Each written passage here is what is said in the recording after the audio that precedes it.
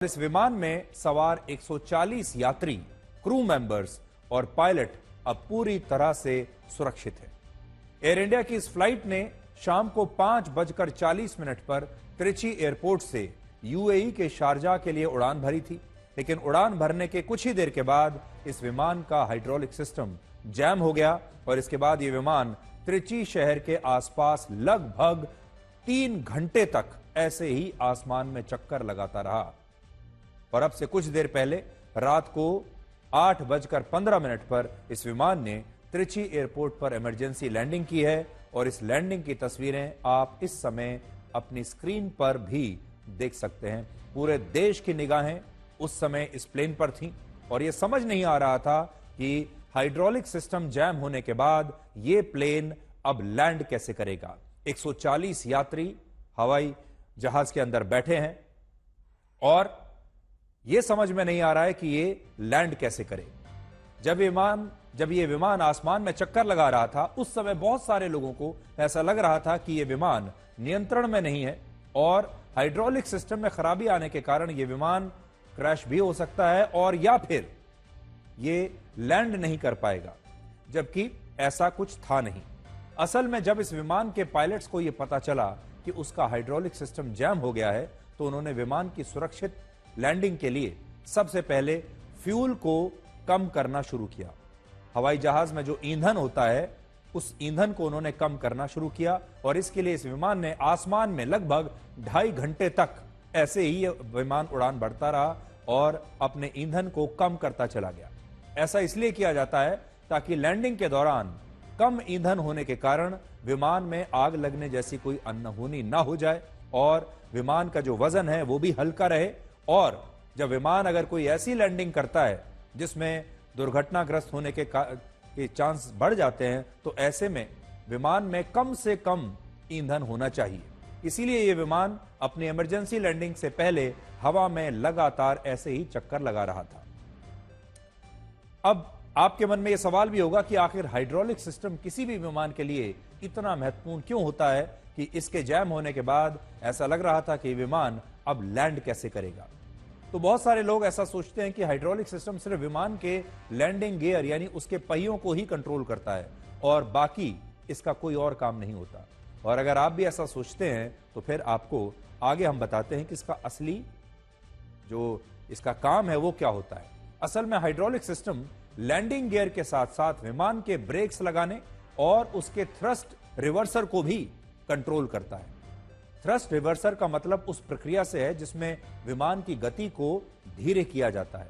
इसके अलावा विमान के विंग्स में जो फ्लैप, स्पॉयलर्स और स्लैट लगे होते हैं जो विमान को मुड़ने में और विमान के संतुलन बनाए रखने में मदद करते हैं, उन्हें भी यही हाइड्रोलिक सिस्टम कंट्रोल करता है। और जब लैंड करता है विमान तब इन सारी चीजों की विमान को जरूरत पड़ती है। और इसीलिए जब किसी विमान के हाइड्रोलिक सिस्टम में खराबी आ जाती है तो ऐसी स्थिति में बिना देर किए विमान की सुरक्षित लैंडिंग तुरंत कराने की कोशिश की जाती है। हालांकि इस सुरक्षित लैंडिंग से पहले सावधानी के तौर पर यह सुनिश्चित किया जाता है कि विमान में ईंधन की मात्रा ज्यादा ना हो और इसी ईंधन की मात्रा को घटाने के लिए विमान लैंडिंग से पहले लगातार आसमान में उड़ता चला जाता है और कई बार हवा में ही फ्यूल टैंक से नीचे फ्यूल को गिराने की भी प्रक्रिया की जाती है। यानी एक तरीका तो यह है कि विमान हवा में उड़ता रहे और अपने ईंधन को जलाता रहे ताकि ईंधन बहुत कम हो जाए। और दूसरा एक रास्ता यह भी होता है कि विमान हवा में से ही ईंधन को नीचे फेंकना शुरू कर दे ताकि जल्दी से जल्दी विमान का जो ईंधन है वो कम हो जाए। और हर पायलट को इसकी ट्रेनिंग दी जाती है कि वो हाइड्रोलिक सिस्टम फेल होने की स्थिति में भी विमान को सुरक्षित कैसे लैंड करा सकते हैं। और इसलिए आज की घटना में भी कुछ घंटों के लिए देश भर के लोगों की सांसें थम गई थी। जो इस विमान में यात्री थे उनकी सांसें और उनके परिवार और दोस्तों की सांसें तो बिल्कुल थम गई थी कि अब क्या होगा। प्लेन हवा में है और उसका हाइड्रोलिक सिस्टम जैम हो गया है और ऐसा लगता है कि अब ये लैंड कैसे कर पाएगा। लेकिन एयर इंडिया के पायलट्स ने सभी यात्रियों की जान बचा ली। हाइड्रोलिक सिस्टम में 2 कारणों से खराबी आ सकती है, जिनमें पहला बड़ा कारण है मेंटेनेंस में लापरवाही और दूसरा अगर विमान बहुत पुराना है तब भी इस तरह की घटना हो सकती है। और इस घटना में एयर इंडिया के जिस विमान का ये हाइड्रोलिक सिस्टम खराब हुआ। ये विमान बोइंग 737 सीरीज का विमान था और ये विमान भी हो सकता है कि काफी पुराना हो।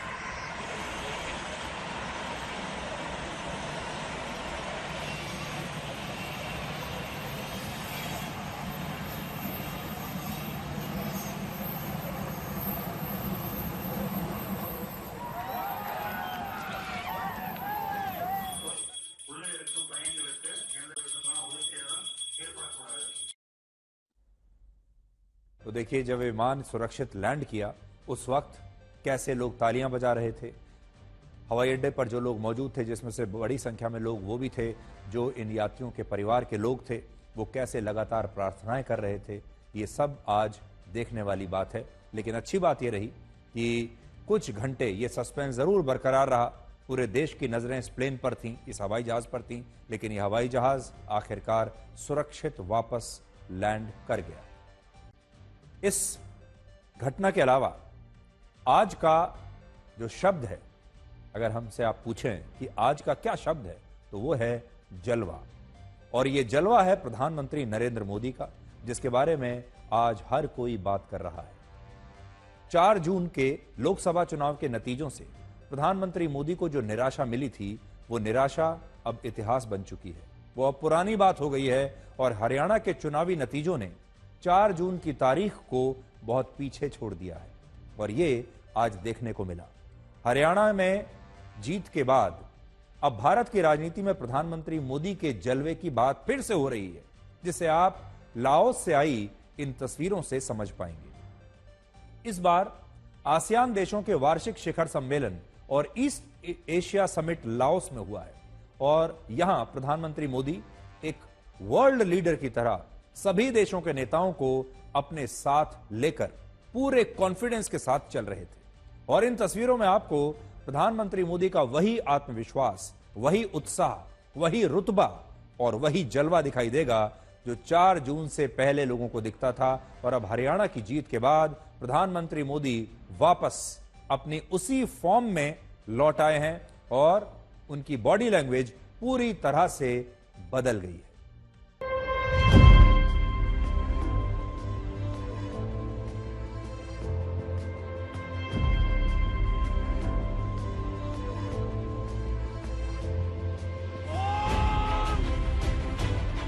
कि 21वीं सदी एशियन सेंचुरी भारत और आसियान देशों की सेंचुरी है।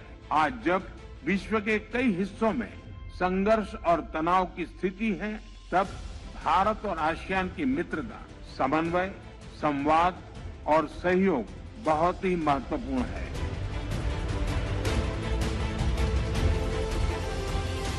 दस वर्ष पहले मैंने भारत की एक्ट ईस्ट पॉलिसी की घोषणा की थी। पिछले 1 दशक में इस नीति ने भारत और आसियान देशों के ऐतिहासिक संबंधों को नई ऊर्जा, दिशा और गति दी है।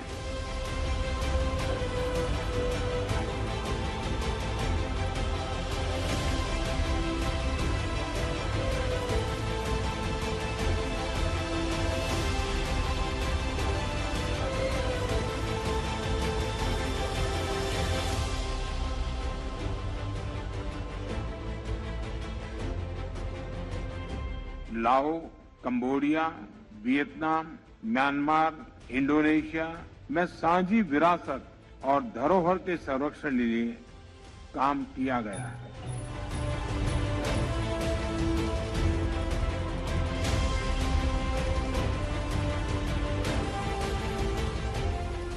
पीपल सेंट्रिक अप्रोच हमारी डेवलपमेंट पार्टनरशिप का आधार है।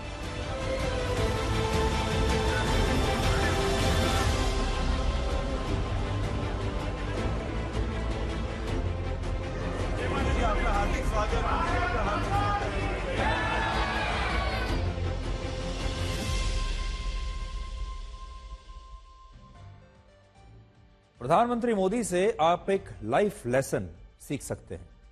कहते हैं कि आप तब तक नहीं हार सकते जब तक आप कोशिश करना नहीं छोड़ देते, और प्रधानमंत्री मोदी ने इसे साबित करके दिखाया है।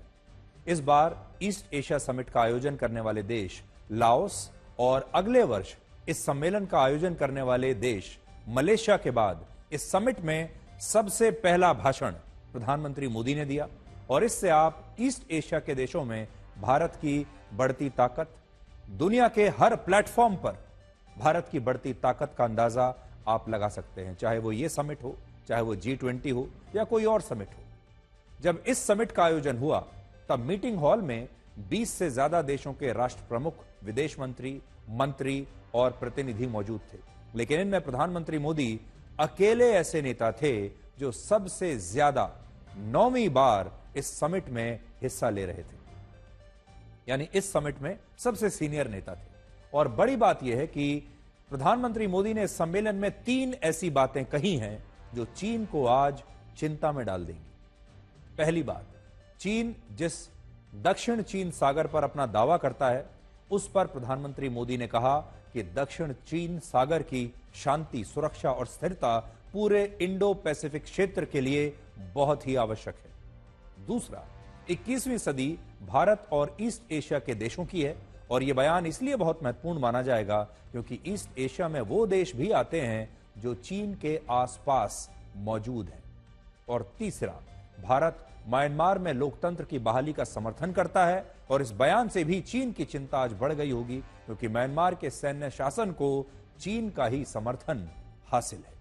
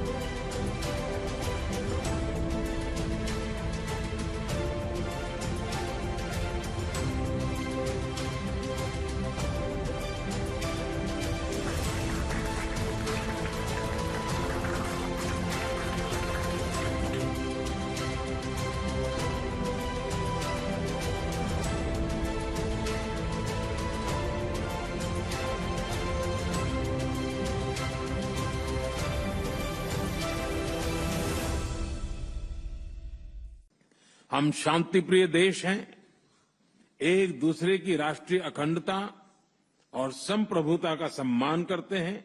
मेरा मानना है कि 21वीं सदी एशियन सेंचुरी भारत और आसियान देशों की सेंचुरी है। तो आज प्रधानमंत्री मोदी ने कई ऐसे स्ट्रॉन्ग स्टेटमेंट्स दिए हैं, मजबूत बातें कही हैं जो शायद चीन को बहुत अच्छी ना लगे, लेकिन आप खुद सोचिए, चीन जैसे देश हमेशा ये चाहते हैं कि भारत कमजोर हो, और भारत कमजोर कैसे होगा जब भारत का नेतृत्व कमजोर होगा।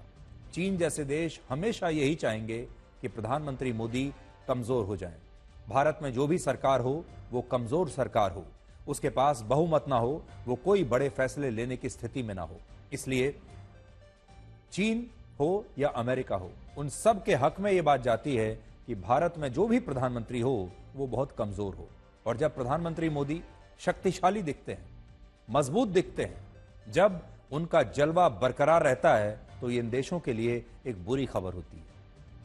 आपने शार्क और छोटी मछली की कहानी जरूर सुनी होगी, जिसमें शार्क छोटी मछली को लालच देकर उसे निगल जाती है, और चीन भी एक शार्क की तरह दुनिया के छोटे छोटे देशों को कर्ज का लालच देकर, पैसे का लालच देकर उन्हें धीरे धीरे निगलता जा रहा है।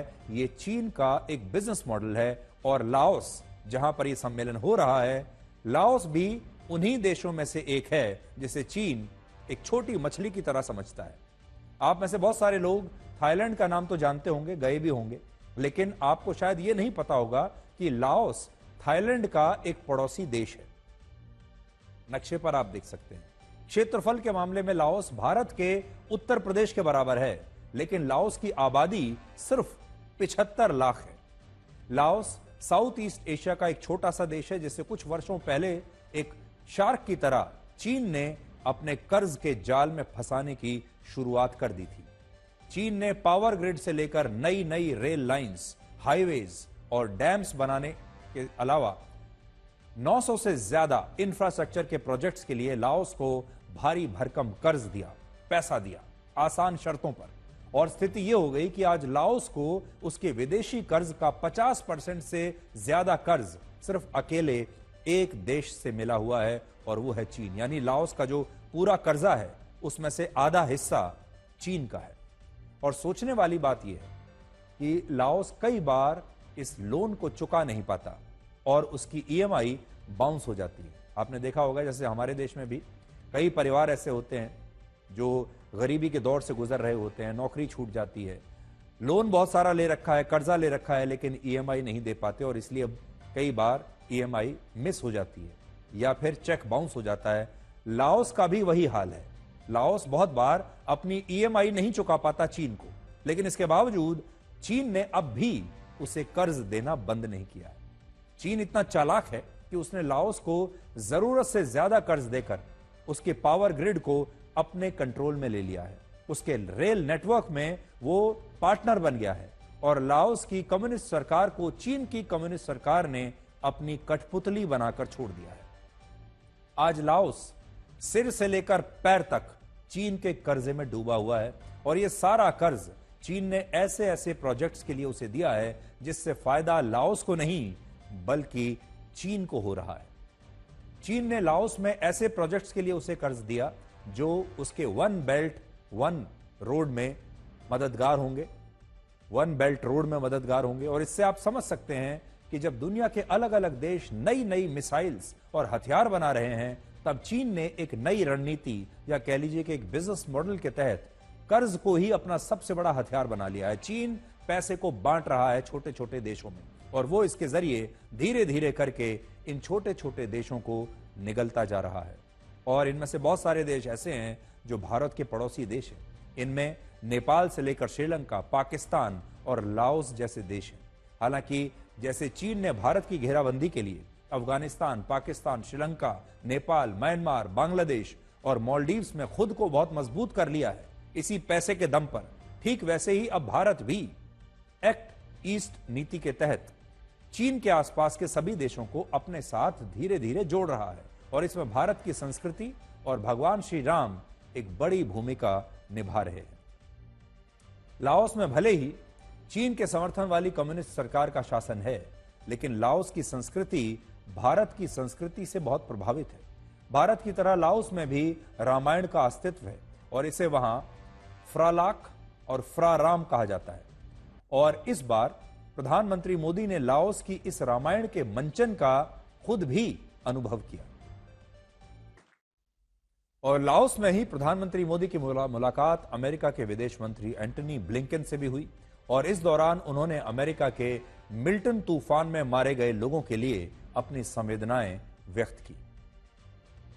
ये वो तस्वीरें हैं और अमेरिका खुद को दुनिया की सबसे बड़ी सुपर पावर मानता है, लेकिन असल में असली सुपर पावर है हमारी प्रकृति, जिसके सामने बड़ी बड़ी सुपर पावर्स बेबस हो जाती हैं। और अमेरिका में जो मिल्टन तूफान आजकल आया हुआ है उसे सदी का सबसे बड़ा तूफान माना जा रहा है, जिससे 3 घंटे के अंदर ही 3 महीनों जितनी बारिश हो गई और इससे 30 लाख लोग अमेरिका में प्रभावित हुए हैं और 16 लोगों की मौत भी हो गई। और फ्लोरिडा राज्य में इस तूफान के कारण 10 लाख से ज्यादा घरों में अभी बिजली नहीं है। सोचिए 10 लाख घर ऐसे हैं जिसमें बिजली नहीं है।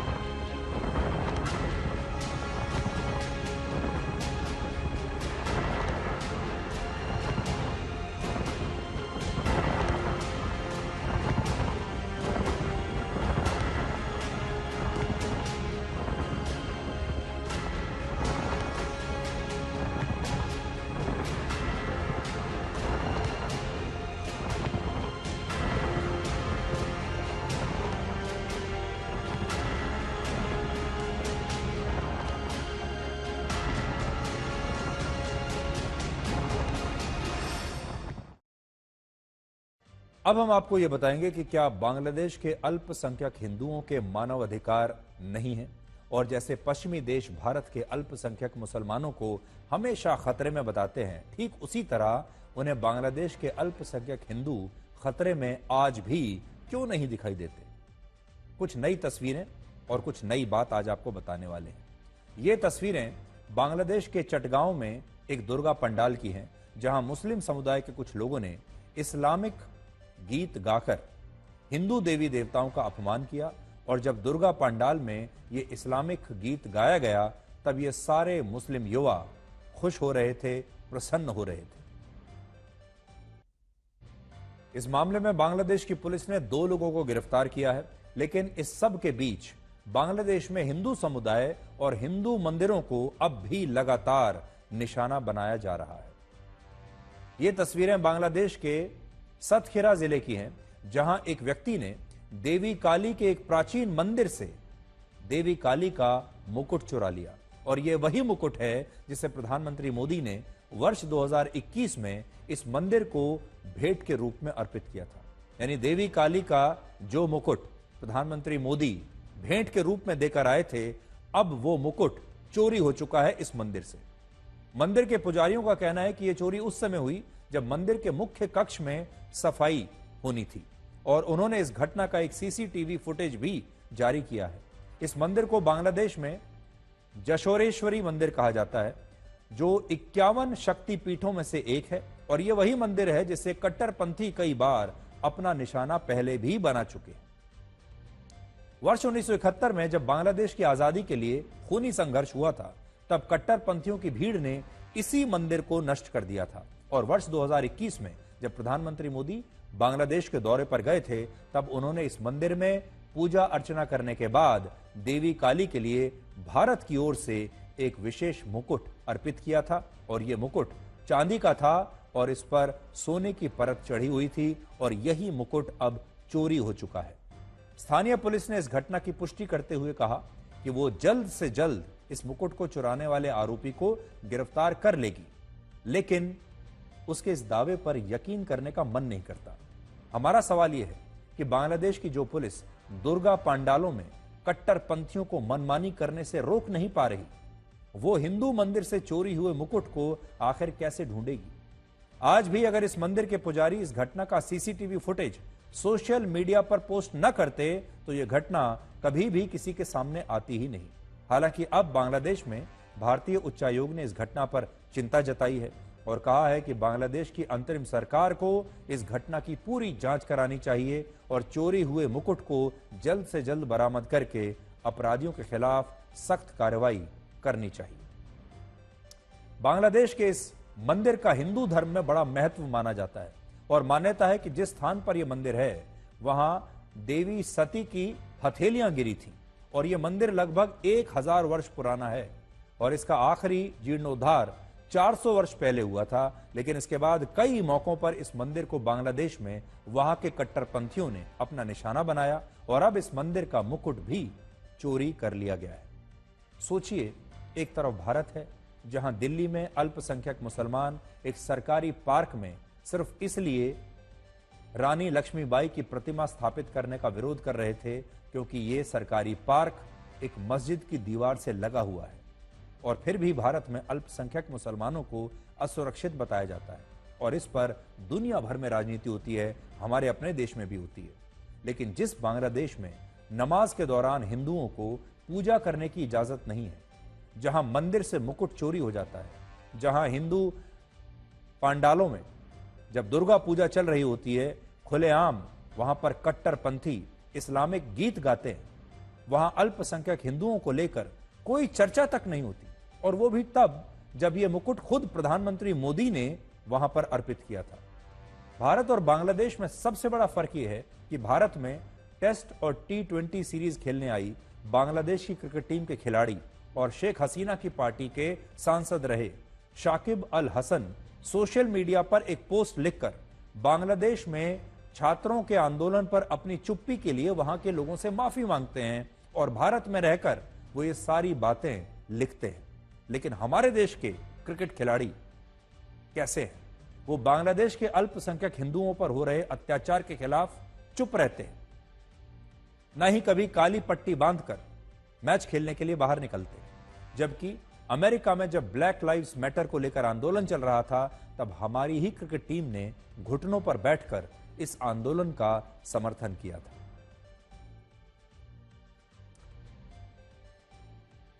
असल में धर्म को लेकर बांग्लादेश में तो राजनीति होती ही है, लेकिन बांग्लादेश को क्या दोष देना, हमारे अपने देश में भी तो यही होता है। अब हम आपको यह बताएंगे कि क्या अब विपक्षी दलों की तरह बीजेपी और उसके सहयोगी दल भी मुस्लिम तुष्टीकरण की राजनीति करना सीख गए हैं।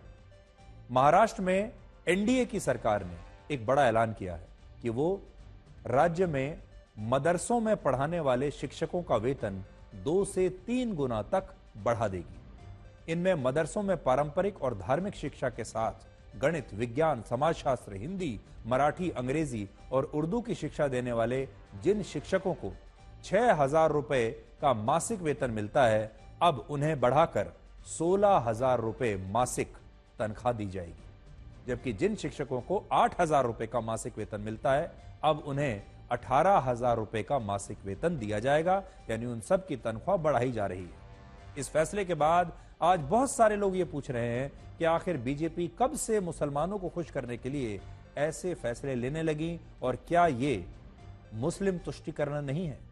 क्या बीजेपी को यह समझ में आ गया है कि कांग्रेस की तरह उसे भी मुस्लिम तुष्टीकरण करना होगा, तभी वो चुनाव में जीत पाएगी? हाल ही में हरियाणा और जम्मू कश्मीर में जो विधानसभा चुनाव हुए, उनमें हरियाणा की सभी 4 मुस्लिम बाहुल सीटों पर बीजेपी हारी, यानी बीजेपी की हार हो गई। और मुस्लिम बाहुल कश्मीर में भी बीजेपी ने जिन 19 सीटों पर चुनाव लड़ा, उन पर भी उसे एक भी सीट पर जीत नहीं मिली। यानी हरियाणा और जम्मू कश्मीर के आपके हाल के नतीजे अगर आप देखें तो जितने भी मुस्लिम बाहुल सीटें थीं, वहां पर बीजेपी कहीं नहीं जीती। इसके अलावा लोकसभा चुनाव में भी बीजेपी ज्यादातर मुस्लिम बाहुल सीटों पर चुनाव हारी थी, और अलग अलग अनुमानों के मुताबिक देश में बीजेपी को मुसलमानों के मुश्किल से 6% वोट भी नहीं मिले। और महाराष्ट्र में भी जिन सीटों पर मुस्लिम वोटर्स को निर्णायक माना जाता है, वहां भी बीजेपी पहले हारी थी।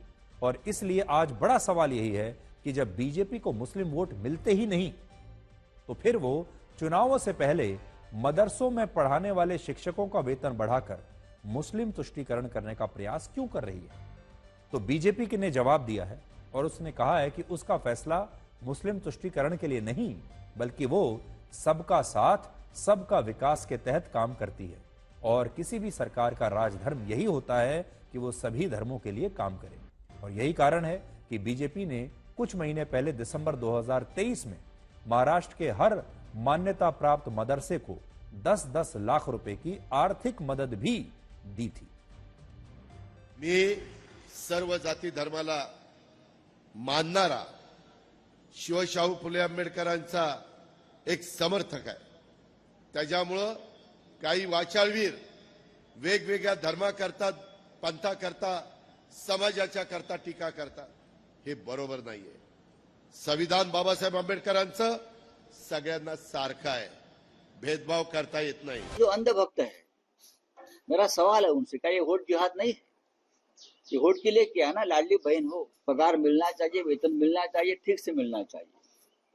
लेकिन क्या अगर ये हम लोग करते तो बोलते वोट जिहाद है। हम कोई मतों के लिए किसके काम करते नहीं, जो लोग अच्छे काम करते हैं उनको मदद करने का काम हमारी महायुति की सरकार करे, चाहे वो मदरसे हो या चाहे मंदिर हो, चाहे चर्च हो। एजुकेशन के लिए किया है ना भैया, एजुकेशन के लिए जहां जहां भी कोई संस्था काम करती है, चाहे मदरसा हो चाहे कोई भी संस्था हो, ये देश के बच्चों को जो एजुकेशन देते हैं, जो भी संस्था होगी उसके एजुकेशन के पीछे सरकार खड़ी है। ये जो वर्तमान की महाराष्ट्र सरकार है ना, इसकी कथनी करनी में कितना बड़ा अंतर है। मतलब ये जो वर्तमान की महायुति सरकार है, इसको मुसलमानों को खुश भी करना है, मुसलमान इन्हें वोट नहीं करते तो उनके लिए नफरत की बातें भी करनी है। ऐसे हर दिन निर्णय आ रहे हैं, लगभग 400-200 से ज़्यादा निर्णय आए हैं। और सवाल ये है कि इतने सारे निर्णय ले रहे हैं, लेकिन साथ में फाइनेंस विभाग का ये भी कहना है हर फाइल पे कि हमारे पास पैसा नहीं है, 1.5 लाख से ज़्यादा हम डेफिसिट में हैं, और हर फाइल में वो लोग निगेटिव लिख रहे हैं। तो मुझे नहीं समझ में आ रहा है कि जब आर्थिक नियोजन नहीं है, अर्थ मंत्री और जो विभाग है वो निगेटिव लिखते जा रहा है, उन्होंने खुद एक्सेप्ट कर लिया है कि 1.5 लाख से हम डेफिसिट में, तो ये सब कैसे हो रहा है? महाराष्ट्र में विधानसभा के चुनाव अब होने ही वाले हैं। हरियाणा में बीजेपी ने बड़ी शानदार जीत हासिल की है। जम्मू कश्मीर में भी उनका प्रदर्शन काफी अच्छा रहा है और एक माहौल सा बन गया है बीजेपी के पक्ष में इस समय। जो 240 सीटें लेने के बाद लोकसभा चुनाव के बाद बीजेपी के खिलाफ एक माहौल जा रहा था, जो लोग ये कह रहे थे कि बीजेपी अब ढलान की तरफ है, अब तो बीजेपी एक के बाद एक चुनाव हारने वाली है। हरियाणा में पहले हारेगी, जम्मू कश्मीर में भी हारेगी, फिर महाराष्ट्र में हारेगी, झारखंड में हारेगी, दिल्ली में हारेगी और होते होते 1-1.5 साल के अंदर बीजेपी बहुत कमजोर हो जाएगी। विपक्ष के नेताओं का ये कैलकुलेशन था, लेकिन हरियाणा में जो हुआ उसके बाद ये कैलकुलेशन अब दोबारा से उन्हें करना पड़ेगा। और अब जैसा हमने आपको कहा कि प्रधानमंत्री मोदी का जो जलवा है वो ऐसा लगता है कि वो बरकरार है। अब महाराष्ट्र में विधानसभा चुनाव होने ही हैं। हरियाणा में जीतने के बाद बीजेपी के लिए बहुत जरूरी है कि वो महाराष्ट्र का चुनाव भी जीते और वहां 288 में से 60 सीटों पर मुस्लिम वोटर्स निर्णायक हैं और इस बार जो फाइट है एक एक सीट की होगी, एक एक वोट की होगी। और लोकसभा चुनाव में विपक्षी दल इनमें से ज्यादातर मुस्लिम सीटों पर बीजेपी से आगे रहे थे, यानी इन सब में ज्यादातर में बीजेपी विपक्षी दलों से पिट गई थी और इसीलिए हो सकता है कि बीजेपी ने अपनी रणनीति को अब बदला हो। लेकिन मैं आपको यह बता सकता हूं कि लोकसभा चुनाव में बीजेपी को महाराष्ट्र में मुसलमानों के सिर्फ 9% वोट मिले थे और बाकी के 90% से ज्यादा वोट विपक्षी दलों को मिले थे। तो बीजेपी का क्या चांस है मुस्लिम वोटर्स में, इसका अंदाजा आप लगा सकते हो। लेकिन इसके पीछे एक सोच और भी हो सकती है। असल में महाराष्ट्र में बीजेपी ने बड़ी संख्या में दूसरी पार्टियों से नेताओं को लिया है। बड़ी संख्या में बीजेपी में इंपोर्टेड नेता आ गए हैं। अब ये जो नेता हैं ये एनसीपी और कांग्रेस जैसी पार्टियों से आए हैं। ये जब अपनी अपनी पार्टियों में थे तो ये मुस्लिम तुष्टीकरण के चैंपियन थे और जीवन भर इन्होंने मुस्लिम तुष्टीकरण की है। इन्होंने अपने अलग फॉर्मूले के तहत जीवन भर राजनीति की है। अब ये बीजेपी में आ गए हैं तो हो सकता है कि इन नेताओं की जो सोच है, इनके जो कैलकुलेशन है, इनके जो फॉर्मूले हैं, बीजेपी इनसे सीख रही हो या फिर शीर्ष स्थानों पर जो इंपोर्टेड नेता बैठे हैं अभी बीजेपी में वो मुस्लिम तुष्टीकरण की तरफ इस तरह से सोच रहे हों। अब हम आपको यह बताएंगे कि क्या भविष्य में रोबोट्स इंसानों पर राज कर सकते हैं। अगर आप देखें अब वर्षों में नहीं बल्कि महीनों में टेक्नोलॉजी बदल रही है। आज से 1 साल पहले आर्टिफिशियल इंटेलिजेंस का ऐसा प्रभाव नहीं था जैसा आज है। इसी तरह कुछ साल पहले तक रोबोट्स का ऐसा प्रभाव नहीं था जैसा आज है। और अब लोग इस बात की चर्चा करते हैं ना सिर्फ भारत में बल्कि पूरी दुनिया में कि आर्टिफिशियल इंटेलिजेंस और ये रोबोट्स कहीं इंसानों से उनकी नौकरी नहीं, कहीं इंसानों से उनका पूरा जीवन ही ना ले ले।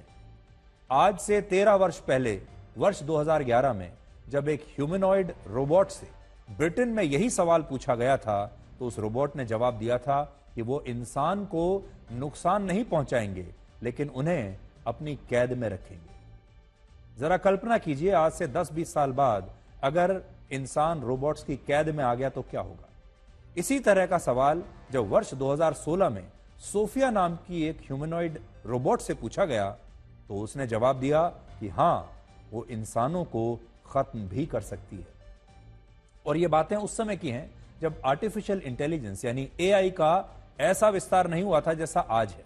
लेकिन अब इंसानों की तरह दिखने, बोलने और व्यवहार करने वाले रोबोट्स की दुनिया इतनी ज्यादा बदल चुकी है, आधुनिक हो चुकी है कि भविष्य में इंसान रोबोट्स पर शायद पूरी तरह से निर्भर हो जाएंगे। और इसीलिए आज हम इस बात का विश्लेषण कर रहे हैं कि क्या आने वाला जमाना इंसानों का नहीं बल्कि रोबोट्स का होगा। अमेरिका के कैलिफोर्निया में इलॉन मस्क की कंपनी टेस्ला का एक बहुत बड़ा इवेंट हुआ और इस इवेंट का नाम था वी रोबोट। इस कार्यक्रम में इलॉन मस्क ने दुनिया का परिचय उस ह्यूमनॉइड रोबोट से करवाया जिसे टेस्ला ने बनाया है और इस रोबोट का नाम है ऑप्टिमस। इलॉन मस्क का कहना है कि ये रोबोट इंसानों के साथ बात कर सकते हैं, उनके साथ शॉपिंग पर बाहर जा सकते हैं, उन्हें टेबल पर बैठाकर खाना खिला सकते हैं, घर की साफ सफाई कर सकते हैं, नौकरी पेशा लोगों के बच्चों की देखभाल कर सकते हैं, बुजुर्गों का ध्यान रख सकते हैं, उन्हें समय पर दवाई दे सकते हैं और अकेलेपन से संघर्ष कर रहे लोगों के साथी भी बन सकते हैं। यानी कौन सा ऐसा काम है जो रोबोट्स अब नहीं कर सकते। टेस्ला ने इस रोबोट का पहला प्रोटोटाइप वर्ष 2022 में लॉन्च किया था, लेकिन अब इलॉन मस्क कहते हैं कि वर्ष 2025 के आखिर तक यानी अगले साल तक इन रोबोट्स की दुनिया भर में बिक्री शुरू हो जाएगी। आप भी रोबोट्स खरीद पाएंगे और ऑप्टिमस नाम के इस एक ह्यूमनॉइड रोबोट की कीमत 20,000 से 30,000 यूएस डॉलर्स होगी।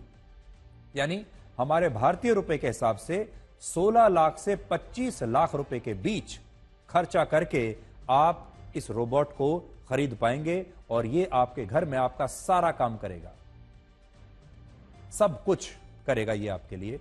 और जितनी कीमत एक कार की होती है 20 से 25 लाख की कार, गाड़ी की कीमत में अब आप एक रोबोट ले पाएंगे। ये आपके बच्चों के साथ खेलेगा, आपके बच्चों का ध्यान रखेगा, बुजुर्गों का ध्यान रखेगा, घर की साफ सफाई करके रखेगा, लोगों को आपको डाइनिंग टेबल पर बैठकर खाना खिलाएगा, सब कुछ करेगा। और इस कार्यक्रम में जब एक व्यक्ति ने यह पूछा कि एक रोबोट के लिए सबसे मुश्किल चीज क्या है, तो इस रोबोट ने जवाब दिया कि इंसान बनना रोबोट्स के लिए सबसे मुश्किल काम है। तो आपने देखा, लोग रोबोट्स का इंटरव्यू ले रहे हैं, रोबोट्स इंसानों के साथ नाच रहे हैं, उनके साथ बातचीत कर रहे हैं और ये भी कह रहे हैं कि इंसान बनना रोबोट्स के लिए सबसे मुश्किल काम है। बड़ी खबर आ रही है, चेन्नई से है ये बड़ी खबर। यहां मालगाड़ी और एक एक्सप्रेस ट्रेन के बीच टक्कर हो गई है। मैसूर दरभंगा बागमती एक्सप्रेस एक मालगाड़ी से टकरा गई है और चेन्नई के कवराईपेट्टई स्टेशन के पास ये दुर्घटना हुई है। राहत और बचाव कार्य तेजी से इस समय वहां चल रहा है और अभी तक किसी के घायल होने की खबर नहीं है। दक्षिण रेलवे ने कहा है कि अभी राहत कार्य चल रहा है और किसी के भी घायल होने की खबर अभी तक नहीं आई है। हमारी संवाददाता शिल्पा नायर मौके पर मौजूद हैं और वो सीधे वहां से आपको एक अपडेट दे रही हैं। शिल्पा, लेटेस्ट अपडेट हमारे दर्शकों को दीजिए। जी, अभी अभी हमें ये खबर मिली है कि एक रेल एक्सीडेंट हुआ है चेन्नई के बाजू में, एक तिरुवल्लुवर डिस्ट्रिक्ट में हुआ है।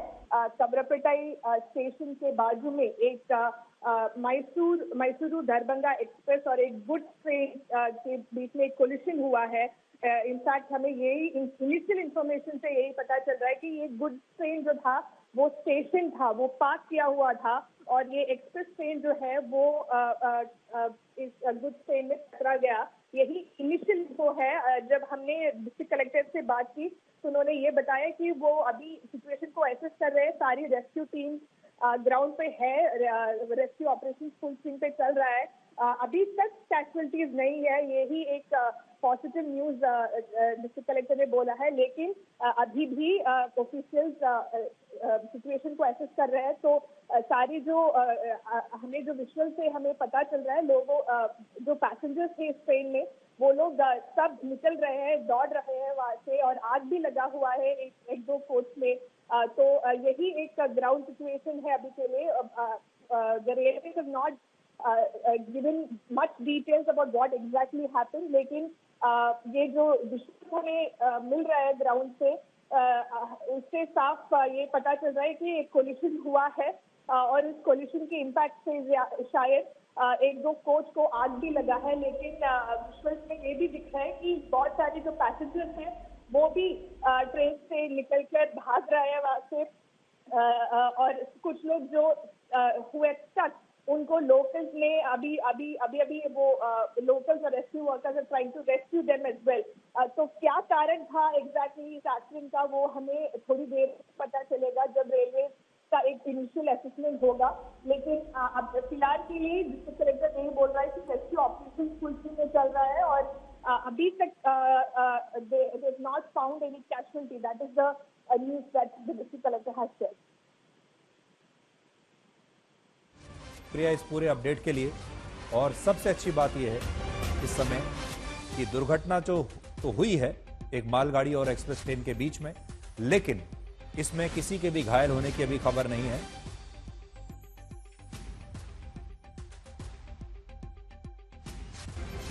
और त्रिवलूर के डीएम इस समय प्रभु शंकर, जो त्रिवलूर के डीएम हैं, वो इस समय फोन पर हैं हमारे साथ और उनसे हम पूछते हैं, सर आप इस दुर्घटना के बारे में हमें ताजा खबर क्या दे सकते हैं?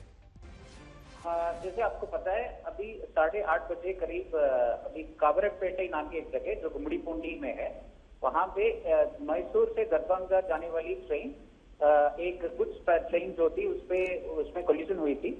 तो उसमें 8 कोच डिरेल हो गई थी। तो उसमें एक फायर एक्सीडेंट भी हुआ था। तो अभी मतलब खुशखबरी ये है कि अभी तक कोई भी किसी की भी नो कैजुअलिटीज रिपोर्टेड है अभी तक।